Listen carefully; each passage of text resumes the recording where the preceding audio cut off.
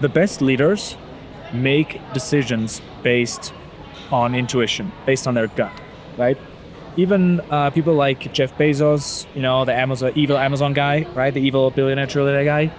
He said that even when all the data points in one direction, if his gut says to do something else, it's usually right. Same thing with someone like Richard Branson, great example of just following your intuition, just being like, you know what, screw it, let's do it. That's literally his catchphrase. And also Steve Jobs, right? You can find all the logical reasons, but those people, the people who are undeniably incredible at making great decisions, follow their intuition. And I believe we have access to that too. What is intuition? What does that mean, first of all? And why is it a better decision-making tool?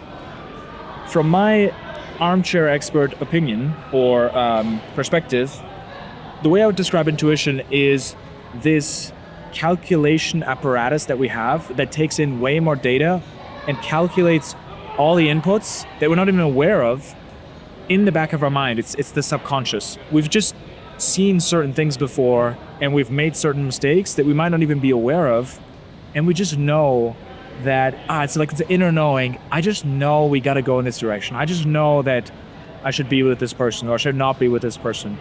I just know that this is the right path.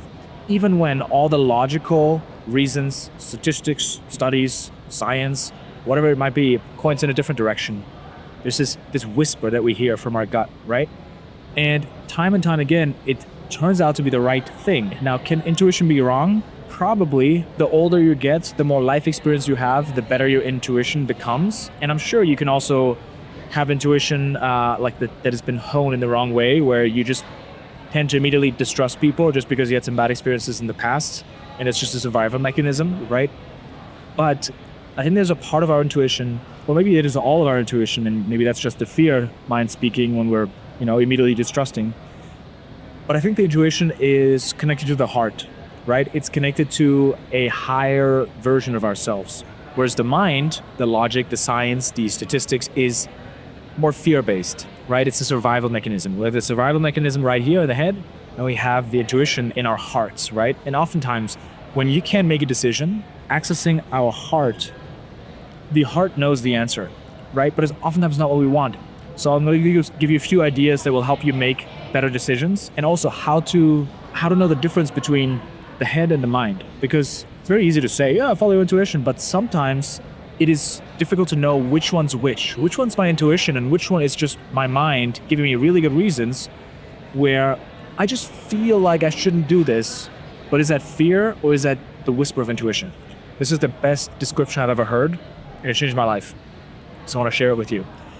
The difference between your intuition or your mind is that when you ask yourself, should I do X, Y, and Z?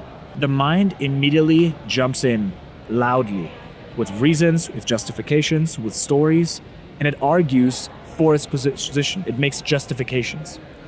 You know that it's your intuition when it's quiet, when it's a whisper, when it's patient, and when it doesn't justify. Because usually the mind is the one that justifies, it comes up with reasons why I made this decision, why this is the right thing, why I need the certainty, right? It's like a certainty play. It needs certainty to make the decision. Whereas the intuition is just like, go do this. Why should I do it? Blah, blah, blah. That's the mind, right? The mind is asking for the why.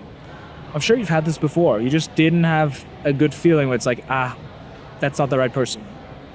That's not the person I should be working with. That's not the person I should be hiring. That's not the person I should be trusting. That's not the path I should go down. Whatever it may be, the intuition just tells you and you just blindly trust it. That's the hard part. That's the higher self part, the faith part, right? I don't have the evidence, but I'll trust it anyway. And I think it's a lifelong practice to get better at it. And it's one of the best tools when you don't know what the right thing to do is, whether it's in a relationship or it's in your business. And I'll be transparent here. I recently broke up. I ended a 2.5 year relationship.